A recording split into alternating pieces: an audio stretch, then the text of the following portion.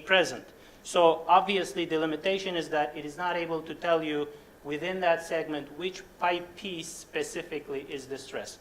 But with that limitation, you are able to perform this at a very moderate cost. And if you are looking at a very long pipeline, you can narrow down areas of concern to, say, 200-meter zone in many, many kilometers of pipeline using this method. A case study here, we recently looked at 15 kilometers of 900 millimeter to 1100 millimeter PCCP. This impact is in Canada, but most of the technologies I'm going through are very applicable to both countries. We share all the technologies. And it was a 1990s PCCP, very high pressure, 20 bar pressure, very sensitive to distress. If there are distress pipe segments, it could be at risk. The owner chose using acoustic inspections, and this plot was the result summary of the project, basically showing the ratio of the stiffness we calculated from the acoustic inspections to the ratio stiffness of the good pipe. So a number greater than 1 indicates that the pipes are expected to be in good condition. If we got ratios less than 1, it would be indicative of an area that could be distressed. So based on that, the 15-kilometer pipeline inspected and dividing it into about 80 segments. In none of the segments we identified any low stiffness areas. And based on that information, the owner chose not to use high-resolution inspection methods, which could have been much more costly. So speaking of high-resolution methods, the most common one is the electromagnetic inspection. It has been in use for especially pre-stressed concrete pipe for many years, almost 2 decades now. And now it is also being used on bar wrap pipe. More recently, in the last few years, they're developing that capability. There are a couple different companies that do that. It is an internal, mostly an internal inspection method. However, it can be performed on either a dewatered pipe, which could save you some money, or it could be performed on a pipe that remains in service by inserting a free swimming tool that is able to perform the electromagnetic inspection as it goes. It is a costly method, but it tells you which pipe segments, where, and how many wire breaks you might have in that system. Having said that, there is some level of uncertainty involved in this inspection method as well, but that we have very well-established analytical procedures that we can account for those uncertainties. After some use of these 3 inspection methods that I just described, excavations sometimes are deemed necessary to verify the data that we obtained from these inspection methods, as opposed to randomly excavating somewhere along the pipeline to look for something. So these are very targeted excavations. And in this picture, for example, we are doing a wire continuity measurement to verify the results of the electromagnetic inspection result. And here we are looking at the potentially corroded areas of the pipe by doing a half-cell potential measurement. And these excavations also give us an opportunity to take soil samples at the pipe depth to do corrosivity analysis, samples of the mortar coating to take it to the lab to do a petrographic analysis to evaluate the quality of the mortar coating and therefore its capability in protecting the reinforcement behind it. So it becomes a more thorough condition assessment once you identify potential areas of concern and do these excavations. The most critical question is, once you do the inspection, what do the results mean? For example, you identified a pipe with 10 broken wire loops on the pipe. Is that necessarily bad? Do I have to repair it tomorrow, or can it wait? And let's say you identify 20 pipe segments in the pipeline. Which ones need repair immediately? Which ones can be postponed? These questions are addressed by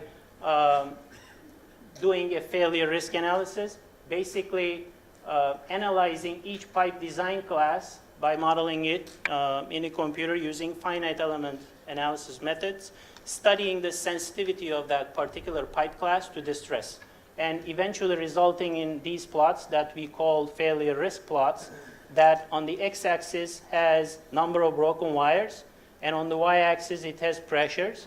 And each one of these plots indicate a limit state. For example, this being when the pipe would crack, this being when the pipe would get more damage, and the black lines indicating failure of the pipe. So when the owner knows at the pressure level at which they operate this pipe, they can come and horizontally intersect these curves at that pressure level and find out how many broken wires is needed at that pressure to rupture the pipe or damage the pipe or crack the pipe. In other words, when you do have the condition assessment data and you put it on these plots, which, for example, these little diamonds indicate, some pipes can be at that pressure level with low distress, can be at very low risk, and some pipes can be in very high risk and in immediate need of repair.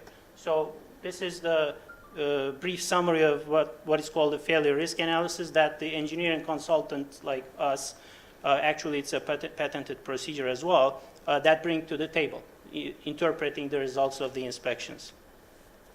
When it comes to rehabilitation, there are a few different techniques that are commonly used, although perhaps there are some variations of these as well. The one that I would like to say that is most commonly used that we come across is the carbon fiber reinforced polymer lining of pipe. This is now by far the most popular technique because you do not need to excavate the pipe. And what you do is enter the pipeline through an existing access point like a manhole or another access point. Both the materials and crew go in the pipe, and the pipe that is specifically at risk of failure, an individual pipe segment here or there can be repaired with this method as opposed to lining long stretches of the pipe, perhaps unnecessarily. That is very common, and I have a few, 2 slides, I believe, after this to get into a little bit more detail on that. The other one is cured in place pipe.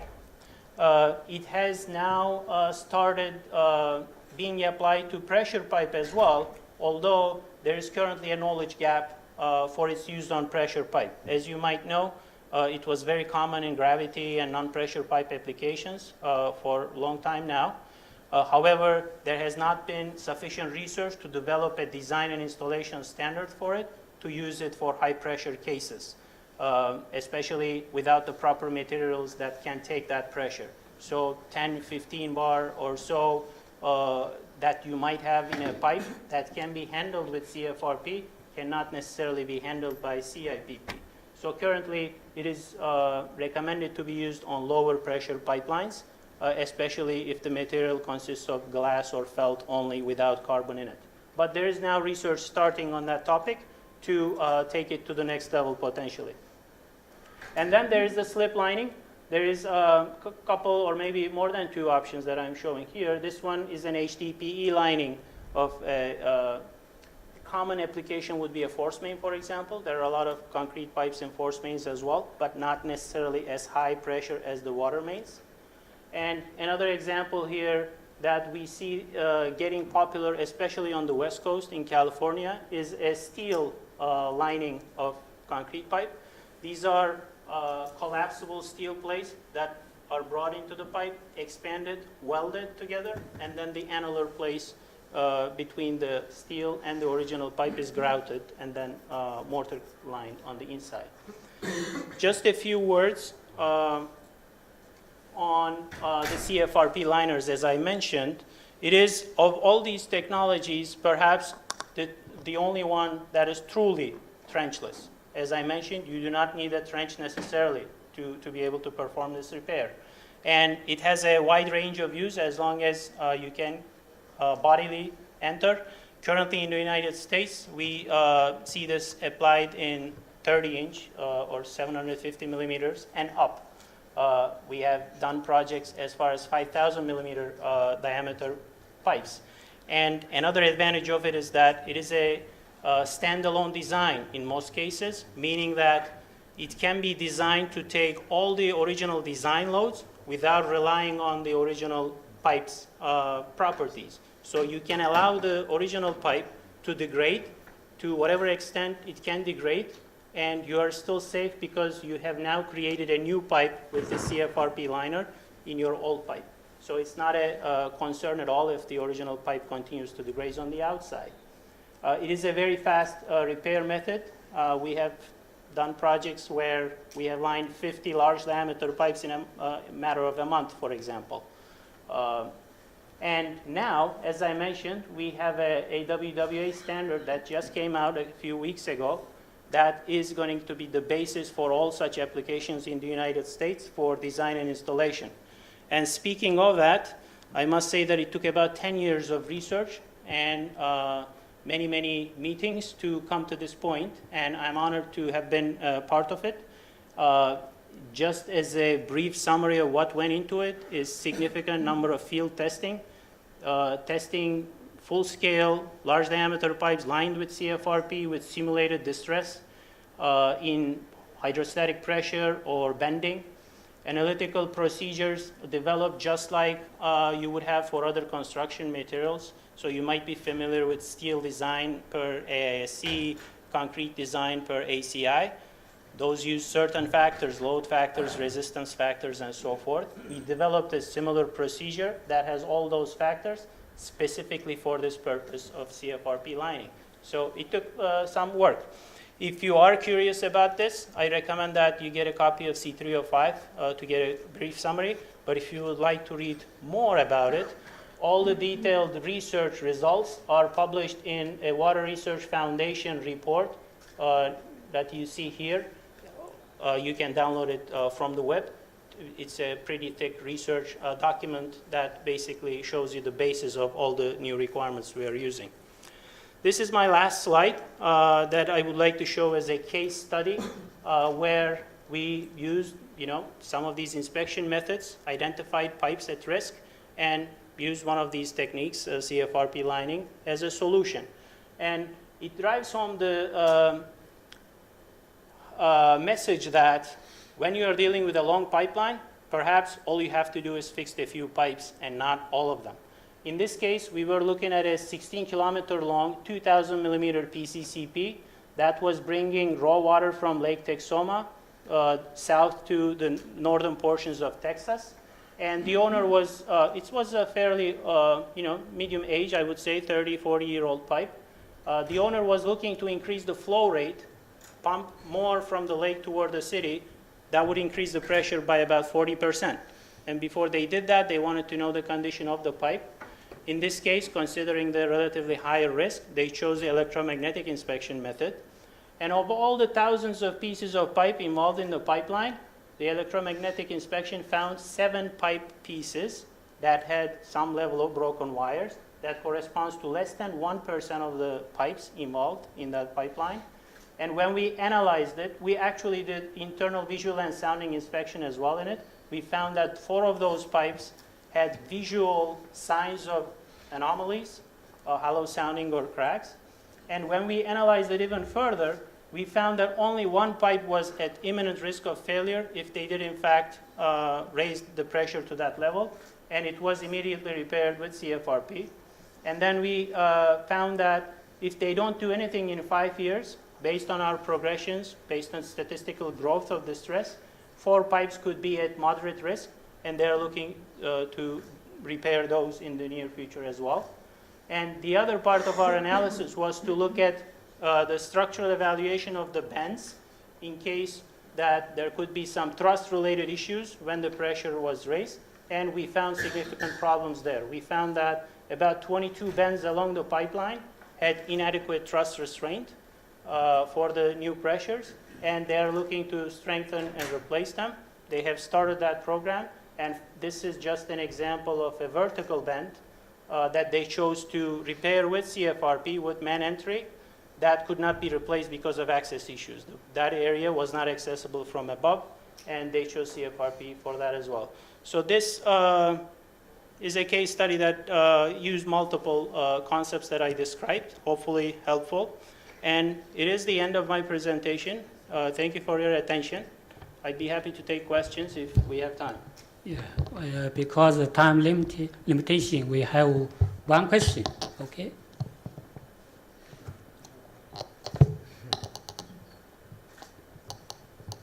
Yes, sir.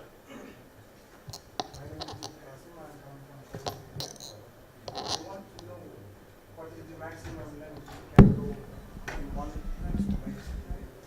With CFRP. Yeah, CFRP. Yeah. So the maximum typical rule of thumb from an entry point to the repair location is considered to be about 1,500 feet, but it also depends on the diameter and whether there are bends or other features in the pipeline. If it's a straight shot, they can go up to 2,000 feet or 2,500 feet even. Beyond that, it becomes a safety concern and requires significant ventilation and so forth. So when it is a bend, you will stop from that, or you can cover the bend. How many bends you can cover? If there is a bend in the line. If the repair of the bend is necessary, you mean? Yeah. It doesn't matter how many bends there are, as long as from the entry point they are accessible, they can be repaired. And depending on the need for repair, if it's a hydraulic thrust related issue, the bend itself would be repaired as well as some pipe pieces on either side of it to provide a continuous path for the load transfer. During the repair, you need to empty the line, or it is not necessary? You do need to empty the line. Okay. Yeah. Okay, thank you, Dr. Mueller. You're welcome. Thank you.